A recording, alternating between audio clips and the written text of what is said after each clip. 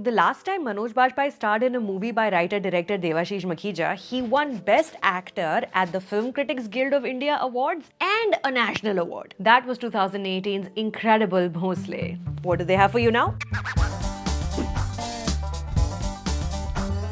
Hey all, my name is Sucharita. Welcome back to the channel where we talk about movies and occasionally with folks making movies. Today, let's take a closer look at a film that's been doing the rounds and winning awards at many international film festivals, now in movie theaters, Joram.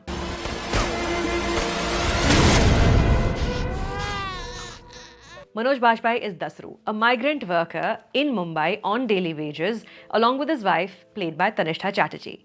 They have a 3-month-old daughter named Joram, and all of them live in the very same under construction building they are working on. While it looks like this could be the story of any one of the millions of daily wage laborers living with next to no means in our cities, with our protagonist, there is more than meets the eye. Dasru has a secret so dangerous, he's almost too scared to say it out loud to himself. Within a few scenes, we are told Dasru was a member of a rebel alliance in Jharkhand, but in an attempt to flee the life of violence and murder, he has fled his village. His past life, though, unbeknownst to him, is slowly catching up. Some people break into his makeshift home, a murder takes place, and Dasru has no recourse but to flee one more time, now with an infant in a sling. This time he's being chased by the police, a local leader from his village, and his own conscience. This is not the first time Devashish Makhija has attempted to tell the story of rebels from Jharkhand. His compassion for and curiosity about India's tribals forced to pick up arms when all systems failed them was displayed with even more of a burning passion in his 2021 short film Cycle, which incidentally had also picked up awards organized by India's Film Critics Guild.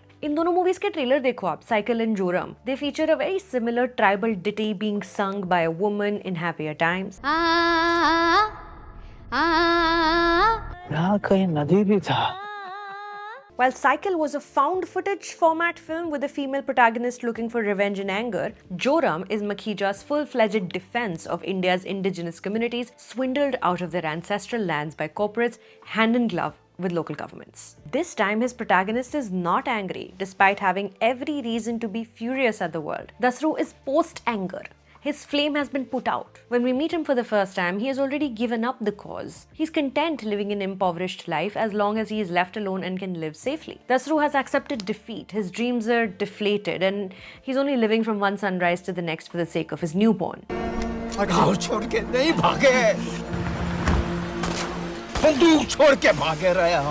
the hands of a lesser actor, this would have been kind of tedious to watch, but the compelling magic of Manoj Bajpayee holds you by the scruff of your neck with a ferocity, even when his on-screen characters is anything but ferocious. As a rebel, his group's weapon of choice occasionally would be a wooden slat with nails hammered into it for use as a medieval club-like torturing device. But now when we meet him, he scrounges for wooden blocks discarded at his construction site. He takes out the nails already beaten into them and then proceeds to burn the wood in a fire to cook food on. The symbolism is heartbreaking. He doesn't have the luxury of simply leaving his old life behind, he must actively burn it. But once Dasru is on the run, the only option left to him is to make his way back to the place where this story began in the hopes of closure. For companion, he has little Joram. In one sense, both of them are equally ill-equipped to face the world. कौन सा भर्ती जायज है और कौन सा नाजायज?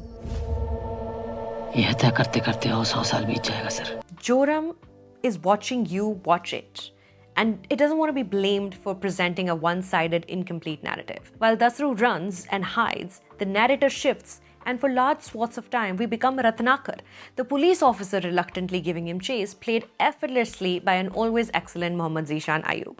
Just like the man he's being made to hunt, all Ratnakar also wants to do is go home. And when he gets to Dasru's village is when the film's true intentions emerge. Once again, Makhija wants to go to the genesis of the lawlessness one hears about that occurs in certain parts of the country. If minors are being imprisoned for carrying their traditional bow and arrows as weapons, are the laws themselves not responsible for turning them into criminals? Something shifts in Ratnakar when he sees a tribal police officer played by an incredible Jacky Bhavsar made to dress like a woman and dance for his colleagues, not as a joke but as a proper production that's clearly been going on for a while. Ratnakar is slowly realizing this posting isn't going to be as straightforward as he had thought, and to do his job right, he must find the cause of this effect. To further the attempt to give an even more comprehensive but pointedly focused look at the issue at hand, Joram also speaks about the tribals turning on each other, but very carefully without vilifying them for doing so. As industrialization forces more and more farmers to sell their land for pittance and move to the city, and the village descends into lawlessness, would you rather kill or be killed? Smita Tambe as Phulo Karma is the politician who chooses the first option. As the first tribal elected representative, she is in too deep, and in the corrupt systems she must operate within, amassing power by whatever means necessary is her only option, even if it means she loses a little more respect for herself every day. The main antagonist is a woman. Who knows what horrors forced her to move over to the dark side?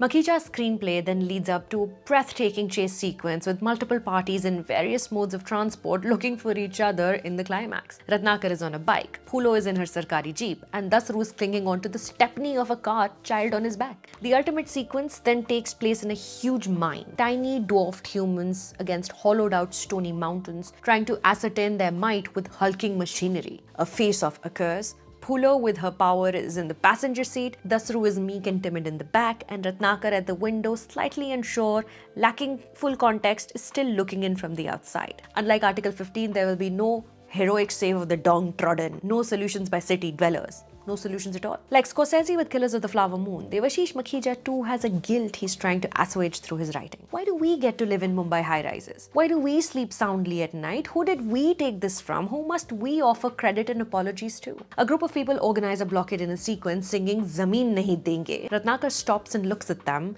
pained at the dark irony of the heartbreaking futility of their protest. And yet, Devashish names the film after the one character who has no speaking lines, a 3-month-old baby. Maybe he's projecting his hopes for a better world for her? Hopefully the film makes you ask these questions as well and seek your own answers. Go watch at a theatre near you. माओवादी बंबई तक आ गया है, कुछ भी हो सकता है. So on a scale of 1 to 10, Joram is. One film I will come back to recommend now here is Bhonsle. Every Manoj Bajpayee performance is better than the last one, sure. But if you want to see one of his finest, watch Bhonsle. I think it's on Sony Live.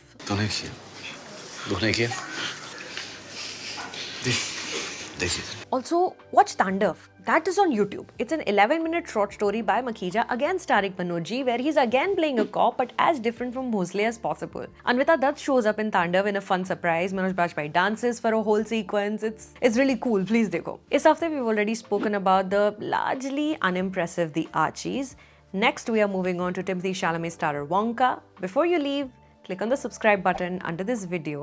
We've just crossed 100K. I'm eyeing 150 now. Help me get there. My name is Sucharita. Thank you for stopping by.